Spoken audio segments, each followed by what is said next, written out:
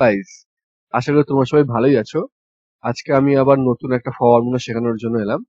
তো আমরা আজকে শিখবো ইফ ফর্মুলা। তো সাপোজ তোমাকে কোনো মানে অনেক সময় এরকম কন্ডিশন আছে যে যখন যখন আমাদের কন্ডিশনের উপরে কাজ করতে হয়, লাইক কোনো ধরে রাখো মার্কশিট আছে যেখানে তোমরা দেখাতে চাও যে যদি 40-এর কম হয় তাহলে মানে ফেল হবে বা পাস হবে, বা বেশি হলে ফেল হবে বা পাস হবে। তো তখন আমরা কন্ডিশন ইউজ করি। তো সেই কন্ডিশনের জন্যই আমরা ইফ ফর্মুলাটাকে এক্সেল বা স্প্রেডশিটে ইউজ করি। তো সেটাই আজকে আমরা দেখবো। তো চলো দেখি। তো আমি আজকে টোটাল 7টা এক্সাম্পল দেখাবো যে এখানে আমি ইফ ফর্মুলাটাকে ইউজ করছি। তো যদি তোমরা এখান থেকে কিছু শিখতে হয় তো please like, comment, share and subscribe করো। তো চলো গাইস, আজকের ভিডিওটা শুরু করা যাক। তো guys দেখো, আমার কাছে একটা শিট আছে, নেম স্টুডেন্ট নেম মার্কস। আর এখানে আমাকে কন্ডিশন দিয়ে দিতে হবে যে লাইক 40 যদি কম হয় তাহলে মানে 40 যদি মার্কস কম হয় তাহলে এখানে ফেল আসবে। আর যদি 40 বেশি হয় তাহলে পাস আসবে। আমরা এখানে কন্ডিশন ইউজ করব। তো চলো ফর্মুলা লিখি। So is equal to if, আমরা ইফ ফর্মুলাটাকে লিখবো, দেন প্যারেনথেসিস অন, দেন দেখো লজিক্যাল এক্সপ্রেশন দিয়ে দিতে বলেছে। তার মানে কি, যদি এই সেলটায়, ওকে, যদি এই সেলটায় 40-এর থেকে কম আসে, 40 থেকে কম আসে, তাহলে আমরা এবার দেখো ভ্যালু ইফ ট্রু, তাহলে আমরা দেব ফেল।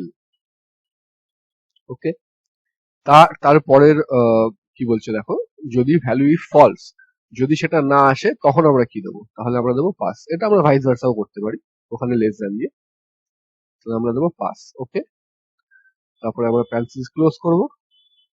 দেখো পাস ফেল চলে এলো। এটা অটো ফিলও করা যায়, আমি ড্র্যাগ করলাম। দেখো তাহলে যার যাদের মার্কস সাপোজ 50 থেকে 40 থেকে কম আছে তাদের দেখো লাইক 39 ফেল আছে, 33 ফেল আছে, 35 ফেল আছে। আর বাকিগুলো দেখো 74, 75, যেগুলো সব 40 বেশি আছে সেগুলো সব পাস আছে। ওকে, তো এবার চলো আমরা নেক্সট এক্সাম্পলে যাই। তো গাইজ, এই টেবিলটায় আমার কাছে কিছু ভোটার লিস্ট আছে সাপোজ। তো এখানে আমাকে বলতে হবে যে যেই যেই এজ গুলো তোমার 18 থেকে কম আছে, তো তারা ভোট দিতে পারবে না। আর যারা যারা 18 এর থেকে বেশি আছে তারা তারা ভোট দিতে পারবে। ওকে, তো চলো আমরা এটা দেখে নিই আমরা এখানে কিভাবে ফর্মুলাটাকে ইউজ করব। তো আমাদের কন্ডিশন কি ছিল, চলো আমরা ফর্মুলাটাকে লিখি। ইজ ইকুয়াল টু ইফ, তো দেখো এই লজিক্যাল এক্সপ্রেশন, তো আমি কন্ডিশন দিয়ে দিচ্ছি কি, যদি এই সেলে 18 এর থেকে কম হয়, ওটা তো এজের সেল, 18 এর থেকে যদি কম হয় তাহলে আমরা দেব নো, যে আমি ভোট দিতে পারবো না। ওকে, এবারে নেক্সট কন্ডিশন কি আছে, যদি বেশি হয় তাহলে কি করব, এখানে আমরা দেবো ইয়েস। ইয়েস দিলাম। তারপরে আমরা প্যারেনথেসিসটা ক্লোজ করলাম, কি করলাম, এবারে সিম্পলি ড্র্যাগ। দেখো যেই যেই এজ গুলো 18 এর বেশি আছে সেখানে ইয়েস এসছে, যেই যেগুলো কম আছে সেখানে নো এসছে, লাইক 14, 11, 17 সব নো। যেগুলো সব 18 আপ আছে সেইগুলো সব ইয়েস এসছে। ওকে গাইস, তো এটা হলো একটা ইউজ। এবারে আমরা যাব নেক্সট এক্সাম্পলে। তো চলো গাইস দেখি ওটা ওটা কি আছে। তো গাইজ এখানে আমরা দেখবো, দেখো আমার কাছে কয়েকটা অ্যাকাউন্ট নাম্বার আছে। আর এখানে আমি কন্ডিশন দেবো, যদি অ্যাকাউন্ট নাম্বার 1 মানে এই সেলে আর এই সেলে যদি অ্যাকাউন্ট নাম্বার ম্যাচ করে তাহলে কিছু আসবে না, বাট যদি ম্যাচ না করে তাহলে সেখানে একটা এরর আসবে। ওকে, তো চলো আমরা এটাকে দেখে নিই। তো ফার্স্টে আমরা ফর্মুলাটা দেবো ইফ। ওকে, প্যারেনথেসিস অন করলাম, লজিক্যাল এক্সপ্রেশন। সাপোজ এই সেলে যে অ্যাকাউন্ট নাম্বারটা আছে সেটা ইজ ইকুয়াল টু, যদি এটা হয় মানে আগের সেলটা হয়, তাহলে আমরা কি লিখবো, লাইক আমরা কিছু লিখবো না। তো সিম্পলি আমি ডাবল কোড দিয়ে এটাকে ছেড়ে ছেড়ে দিলাম। এবারে যদি ম্যাচ না করে, ভ্যালু ফলস, যদি ম্যাচ না করে তাহলে আমরা কি দেবো। তো চলো লিখে রাখি। তো আমরা দিয়ে দেবো এখানে নট ম্যাচ। ওকে, কোটেশন আমরা বন্ধ করলাম, প্যারেনথেসিস ক্লোজ করলাম, এন্ট্রি করলাম। তো চলো দেখো, ড্র্যাগ করো। দেখো তো ফার্স্ট এটা যেহেতু ম্যাচ আছে এখানে কিছু আসেনি, আহ এটা ম্যাচ নেই। তো এখানে এসে দেখো এখানে লাস্টে 3 আছে, এটা 9 আছে, সেম এটা তো দেখো লাস্টে 6 আছে, তো লাস্টে 1 আছে। তো এটাও একটা কন্ডিশন ম্যাচের ক্ষেত্রে আমরা আনতে পারি। এবার চলো আমরা নেক্সট কন্ডিশনে আমরা দেখব। তো গাইস এটাই দেখো আমার কাছে কিছু স্টুডেন্টের নাম আছে আর তাদের মার্কস আছে। তো এখানে আমাকে ফর্মুলা ইউজ করতে হবে। যদি মার্কস 40 কম আসে, 40 কম আসে, তাহলে নামটা এখানে শো করবে, জাস্ট নেমটা। আর যাদের আসবে না তাদের কিছু শো করবে না, মানে যারা পাস আছে 40 বেশি আছে, ওদের সেল ব্ল্যাঙ্ক আসবে। ওকে, তো চলো দেখি আমরা এখানে ফর্মুলাটাকে ইউজ করি। ইজ ইকুয়াল টু, ইফ দিলাম, প্যারেন্থেসিস অন করলাম, যদি এই মার্কসটা 40 কম আসে, চলো 40 কম আসে, তাহলে আহ, নামটা এখানে চলে আসবে, এই নামটা এখানে শো করবে, স্টুডেন্টের নামটা ওই সেলে যেটা আছে সেটা শো করবে। আর যদি 40 বেশি থাকে, মানে ভ্যালু ইফ ফলস, ওকে, তাহলে কিছু না, ব্ল্যাঙ্ক আসবে, ব্ল্যাঙ্ক থাকবে। চলো এন্টার করলাম, দেখো এখানে কিছু আসেনি, ড্র্যাগ করলাম, দেখো যে স্টুডেন্টের নাম্বার 40 কম আসে তাদের নামগুলো এই সেলে চলে এসছে। ওকে গাইজ, আর যাদের বেশি আছে তাদের আসেনি। চলো তো এবারে আমরা দেখবো নেক্সট এক্সাম্পল। তো গাইজ এখানে আমার ইস্যুটা হচ্ছে, আমি লজিকটা দেবো। আমার কন্ডিশন থাকবে যে যদি স্টুডেন্টের মার্কস 40 থেকে কম থাকে, তাহলে আমরা তার মার্কসে +5 মার্কস অ্যাড করবো, 5 গ্রেস মার্কস আমরা অ্যাড করবো। তো চলো এর জন্য আমরা ইফ ফর্মুলাটাকে ইউজ করে দেখি। তো চলো is equal to, if parenthesis on করলাম, তো আমাদের কন্ডিশনটা কি আছে, এই সেলে যদি 40 কম থাকে, ওকে, তাহলে ভ্যালু ইফ ট্রু, তাহলে এই সেলে যে মার্কসটা আছে সেখানে আমরা +5 মার্কস অ্যাড করব। ওকে, আর যদি কিছু না থাকে, মানে যদি সে তার মার্কস 40 বেশি থাকে, তাহলে আমরা কিছু অ্যাড করব না, তো আমরা সিম্পলি ডাবল কোট দিলাম, বন্ধ করলাম। ওকে, দেখো এখানে কিছু এলো না কারণ এর 40 বেশি আছে। চলো আমরা ড্র্যাগ করি, দেখো এর 24 আছে, 40 কম, তো 5 অ্যাড হয়ে গেছে, 13 আছে, 5 অ্যাড হয়ে গেছে।